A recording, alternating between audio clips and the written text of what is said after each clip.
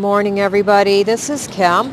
Yesterday on my foraging expedition, I told everybody what I thought was curly dock, and I thought maybe we would take a minute and do some proper identification, okay? I am making that green superfood, and I want to add a little bit of this to it. So, one thing to realize with dock is the leaves are long and somewhat oval. They usually come to a point, and of course with the name curly, you can see the edges curl. That's one form of identification. Another is all the leaves come from one area, kind of like your dandelion does, and it comes in what they call a rosette type. So here, this one here, it comes from one single stem. All the leaves come up, and at the base, you'll have difficulty seeing it, but there's let me pull this one out, see if you can see it. Well, I think I pulled it off. There's like a little papery sheath right at the very base of the leaves. I don't know if you can see it. Okay, right there, there's like this little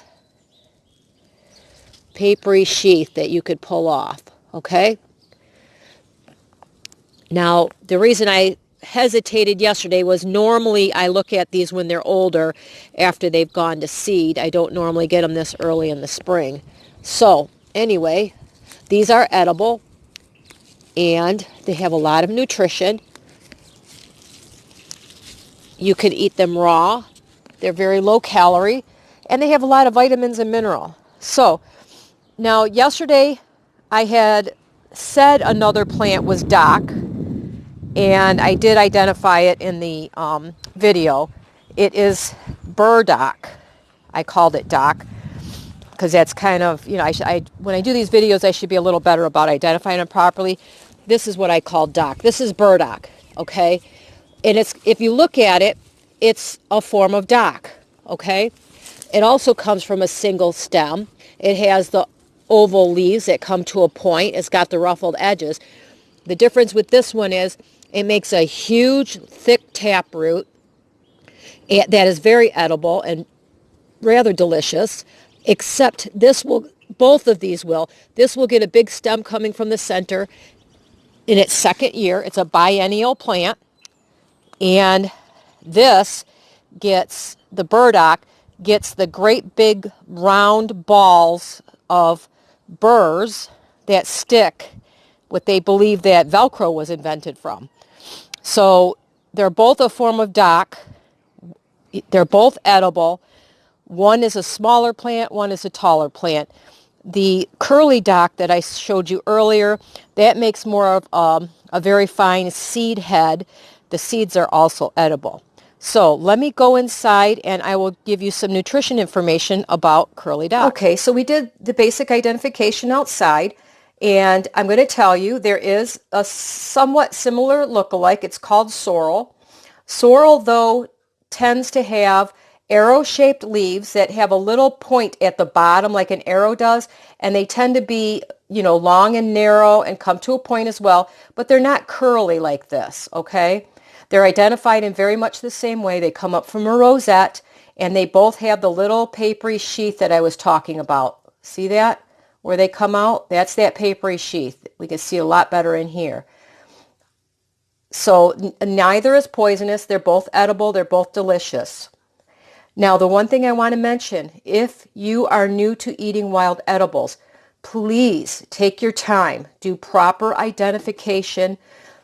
Do not even attempt to eat anything unless you know if it has a poisonous look-alike. And if it does, you need to do specific steps to guarantee that you're not eating that poisonous look-alike. For example, if I got stuck in the woods and I was starving, or I need to add some nutrition to my family's diet and I'm low on money because I've been out of work for a while, I might look to do some wild foraging.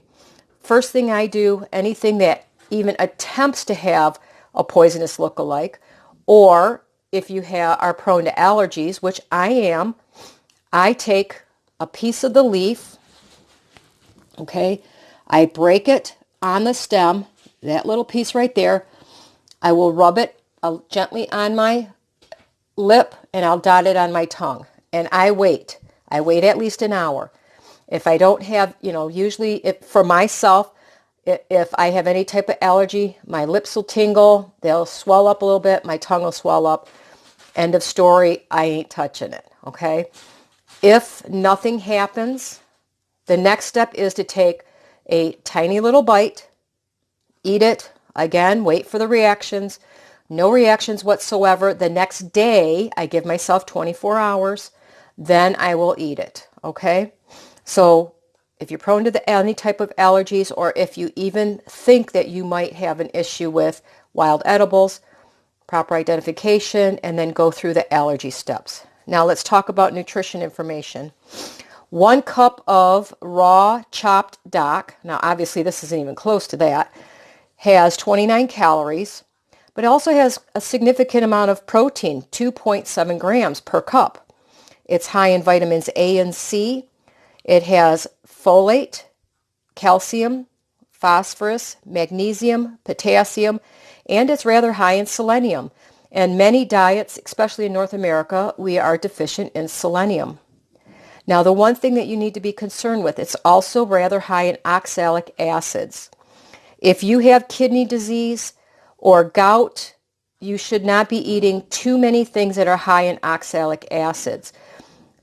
It's also may affect people with rheumatoid arthritis. It's known in some patients to cause increased inflammation and pain in rheumatoid arthritis. I have rheumatoid arthritis. It's fairly well controlled right now, but I would not sit down and eat a full cup of dock. I add it as just an extra bite to a salad. A 5-6 leaves or, a half dozen leaves in my salad doesn't bother me. I've never tried to eat a full cup and I probably never will. So what I'm going to do with this is I'm going to wash it well. I'm going to dehydrate it like I did. And this is going to be added to my green superfoods that I can use. This one's not.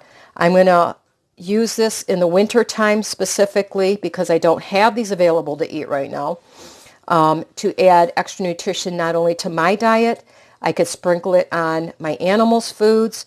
I can give it to especially my goats, my bunny rabbit, my pigs. It won't even hurt my birds outside because they need especially that selenium.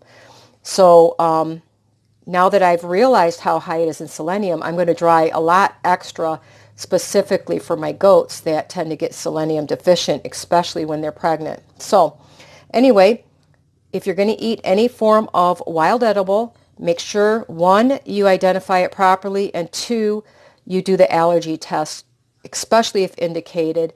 And in my mind, anytime I eat something I am not familiar with, I do an allergy test. So if you have any questions at all, please feel free to leave me a comment below. And I hope you have a wonderful day.